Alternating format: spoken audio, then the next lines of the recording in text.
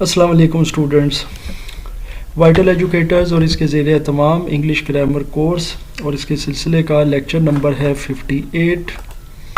और आज के लेक्चर में हम पेज नंबर 101 से अपनी ट्रांसलेशंस का आगाज़ करेंगे। सबसे पहले हम प्री ट्रांसलेशंस में कुछ चीज़ें देख लेते हैं। यहाँ पर कुछ जुमले हैं जी, जैसे सूरज निकलने से पहले लड़के फूल तोड़ चुके थे। अब ये जो जुमले हैं इनमें एक तो पास्ट टेंस है और वो भी पास्ट परफेक्ट, और उसके अंदर पास्ट परफेक्ट टेंस के अंदर हमने ये देखना होता है कि पास्ट परफेक्ट टेंस में क्या चीज़ यूज़ होती है, यानी कि हेल्पिंग वर्ब किस फॉर्म में होता है। यानी हैज़ और हैव की आ जाती है सेकंड फॉर्म हैड, और थर्ड फॉर्म आ जाती है वर्ब की, जैसे प्लग्ड है यहाँ पर फूल तोड़ चुकना। इसी तरह से हम पहले ही ये खबर सुन चुके हैं, वी हैड सुन चुके थे, वी हैड ऑलरेडी हर्ड। तो ये जो हर्ड का लफ्ज़ है ये थर्ड फॉर्म लगेगी वर्ब की। जो भी वर्ब यूज़ होगा उसकी थर्ड फॉर्म होगी परफेक्ट के अंदर। अच्छा, यहाँ पर एक वर्ड है जी, डाकिया दोपहर से पहले चिट्ठियाँ तकसीम कर चुका था। The postman had delivered the letters before noon. अच्छा, अब ये नून के हवाले से भी आपको मैं थोड़ा सा क्लियर कर देता हूँ। बहुत से बच्चों को नून और आफ्टरनून में हो सकता है कन्फ्यूजन हो। बेसिकली याद रखिएगा कि नून का जो वर्ड है ना वो होता है आपका दिन 12 बजे तक का, और 12 बजे तक के फिर जो आफ्टर वर्ड्स है वो आफ्टरनून होता है। यानी कि इससे फिर आगे आप चले जाएं तो इससे फिर ऑन वर्ड जो है ना वो आपका चला जाता है जी आफ्टरनून। तो ये चीज़ है जी, ये नून और आफ्टरनून का फ़र्क। अब हम चलेंगे जी अपने क्वेश्चंस की तरफ, और ट्रांसलेशन एक्सरसाइज हम शुरू करते हैं। इसी टाइप की हैं तमाम, यानी कि पास्ट परफेक्ट टेंस में आएंगी, और इसके बाद इसमें नेगेटिव भी हैं, ये आप देख सकते हैं। इसके अलावा आई थिंक इंटेरोगेटिव भी हैं जी, बिल्कुल।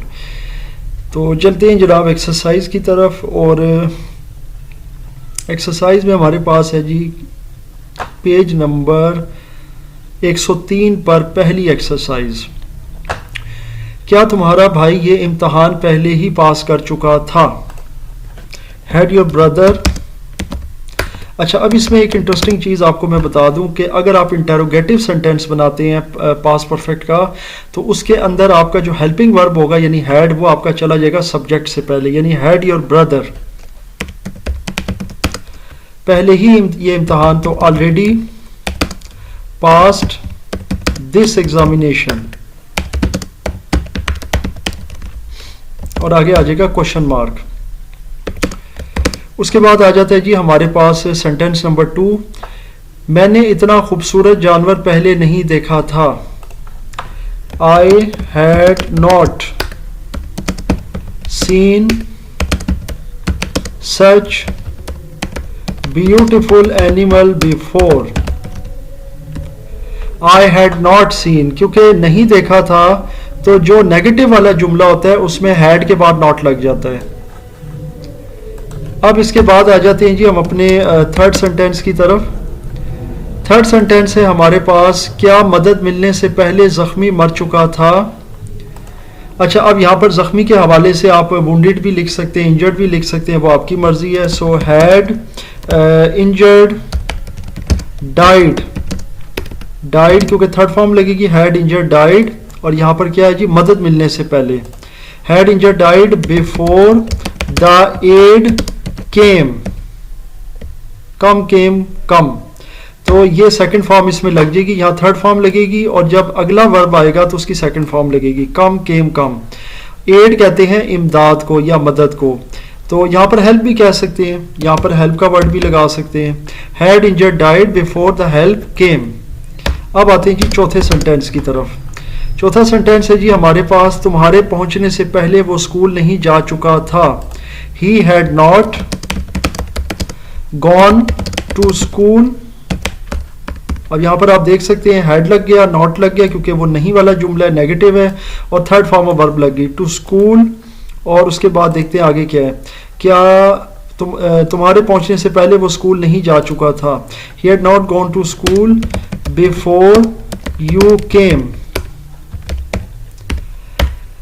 सेंटेंस नंबर 5 में चलते हैं जनाब। सेंटेंस नंबर 5 में है, सूरज 5 बजे से पहले गरूब नहीं हुआ था।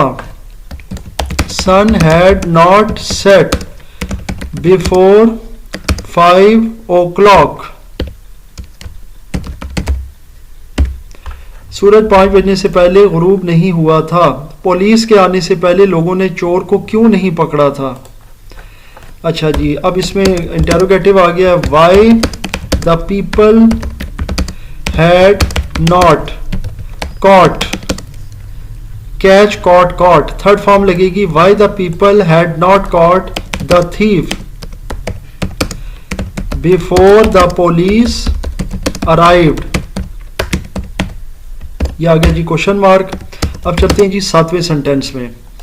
7वां सेंटेंस है, जब मैं स्टेडियम पहुंचा तो मैच खत्म नहीं हो चुका था। The match had not yet, या यूं भी कह सकते हैं ended. The match had not ended when I reached the stadium. जब मैं स्टेडियम पहुंचा, when I reach the stadium, तो मैच खत्म नहीं हो चुका था। सेंटेंस नंबर 8 की तरफ चलते हैं जनाब। सेंटेंस नंबर 8 है, क्या गाड़ी 6 बजे से पहले रवाना हो चुकी थी? Had the train set of. अब आगे देखते हैं कि मजीद क्या लिखा हुआ है। क्या गाड़ी 6 बजे से पहले, before 6 o'clock, had the train set of. Set of कहते हैं रवाना होना। सेट ऑफ का जो वर्ड यूज होता है वो होता है रवाना होने के लिए। जैसे कि he set off for a journey, वो एक सफर पर रवाना हो गया, तो यूं भी जुमला हो सकता है। अच्छा जी, अब 9th नंबर सेंटेंस में चलते हैं। इन बच्चों ने पहले कभी शेर नहीं देखा था। इन बच्चों ने, these children had not seen the lion before. अच्छा, अब इसमें एक और बात फिर बता देता हूँ कि अभी मुझे फिर नहीं समझ आ रही कि ये इन है या उन है, क्योंकि इसके ऊपर पेश नहीं है ना ज़ेर है, तो मैं इन के साथ ही लिख रहा हूँ। अगर उनका होता तो फिर दोज हो जाएगा यहाँ पे, जैसे इन बच्चों ने दीज चिल्ड्रन, उन बच्चों ने दोज चिल्ड्रन। तो यही चीज़ मैं बार बार कहता हूँ कि फिर ट्रांसलेशन में बड़े इशूज़ बनते हैं। क्या उसकी पैदाइश से पहले उसका बाप, या इसकी पैदाइश से पहले इसका बाप मर चुका था? अच्छा जी, इसमें भी ज़ेर और पेश नहीं है। अच्छा जी, had his father died before he was born। यह आ गया जी क्वेश्चन मार्क। सेंटेंस नंबर 11 में चलते हैं जनाब। सेंटेंस नंबर 11 है हमारे पास, हमीद ने अब तक कर्जा क्यों वापस नहीं किया था? हमीद ने अब तक कर्जा क्यों वापस नहीं किया था? Why had Hamid not returned the loan? आगे देखते हैं इसमें और कौन सा रह गया। अब तक, yet, अब तक के लिए हम yet कह सकते हैं, till now भी कह सकते हैं, वो आपकी मर्जी, अभी तक है ये, तो till now भी कह सकते हैं। अब आते हैं 12वें सेंटेंस की तरफ।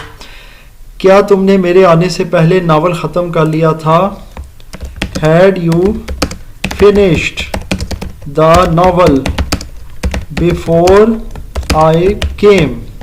क्या तुमने मेरे आने से पहले, आने का मतलब हुआ came।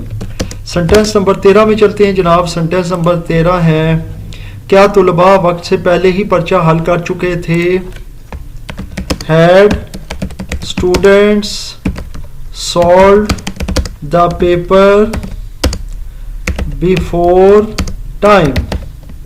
क्या तुलबा वक्त से पहले, बिफोर टाइम का मतलब ये होता है कि जब एक गिवन टाइम होता है किसी पेपर का, उस टाइम से पहले उन्होंने हल कर लिया था।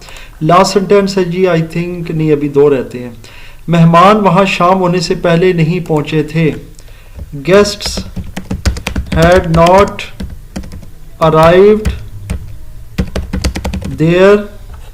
अभी एक बार फिर इसको मैं देख लेता हूँ। मेहमान वहाँ शाम होने से पहले नहीं पहुँचे थे। Guest had not arrived there, वहाँ ठीक है।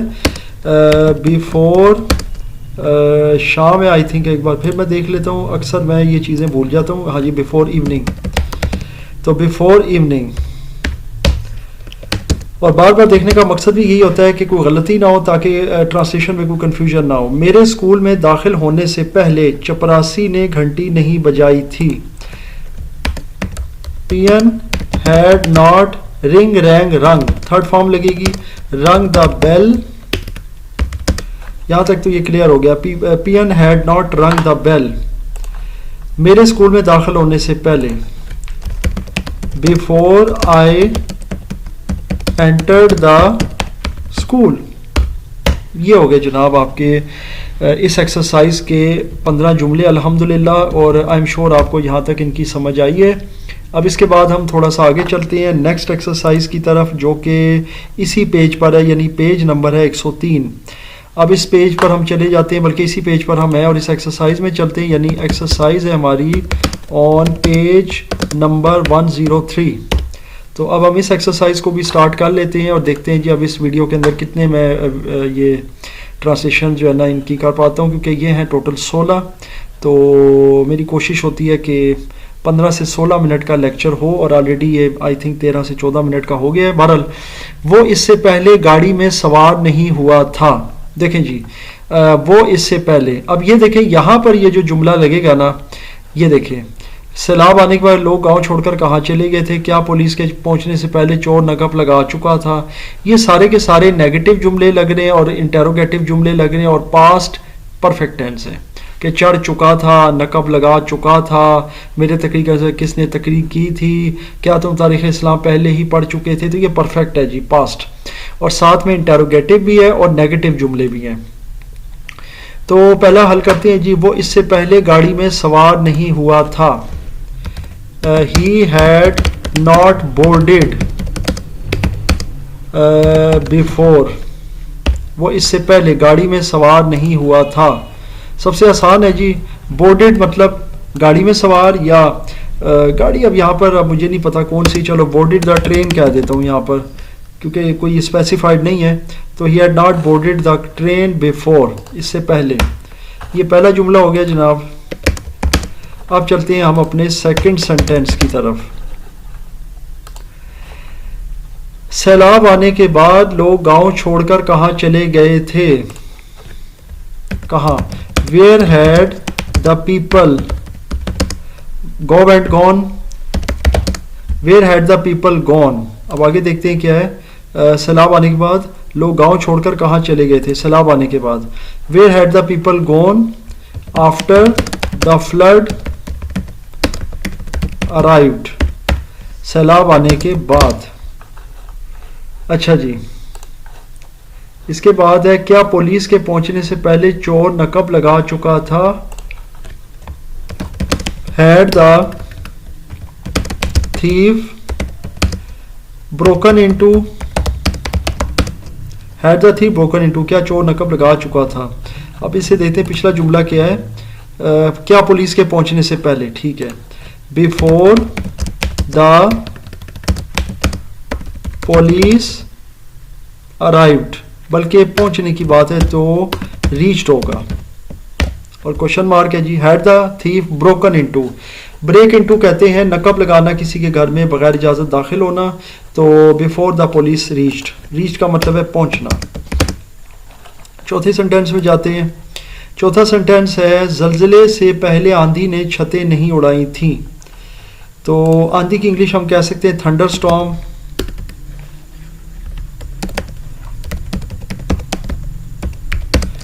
अच्छा, आंधी ने, एक मिनट यहाँ दोबारा देखते हैं। आंधी ने छतें नहीं उड़ाई थी जल्जले से पहले।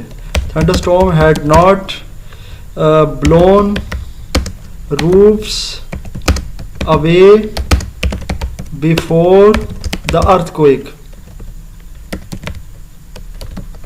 अब ये नहीं लिखेंगे बिफोर द अर्थक्वेक केम, हम सिंपल लिख देंगे बिफोर द अर्थक्वेक, यानी कि जल्जले से पहले। तो ये चीज़ आ गई जनाब। अब चलते हैं जी हम सेंटेंस नंबर 5 की तरफ। लेट्स सी कि हम इस वीडियो में कितने सेंटेंस कर सकते हैं। मेरी तकरीर से पहले किसने तकरीर की थी, who had delivered speech before me. ये हो गया जनाब। एक जुमला और कर लेते हैं इस वीडियो के अंदर। छठा जुमला वो है जी, क्या तुम तारीख़ इस्लाम पहले ही पढ़ चुके थे, हैड यू ऑलरेडी तारीख इस्लाम पहली पढ़ चुके थे। Had you already read the Islamic history, had you already read the Islamic history, और ये आ जाएगा क्वेश्चन मार्क। तो ये जनाब हमारी एक और ट्रांसलेशन, और यहाँ तक है जी इसका सेंटेंस नंबर 6। इसके इंशाल्लाह बाकी के 10 जो सेंटेंसेस होंगे वो नेक्स्ट वीडियो में फिर उसकी अगली एक्सरसाइज के साथ मिलाएंगे। इसमें किसी किस्म का कोई भी क्वेश्चन या कोई कन्फ्यूजन हो तो मुझसे ज़रूर शेयर कीजिएगा।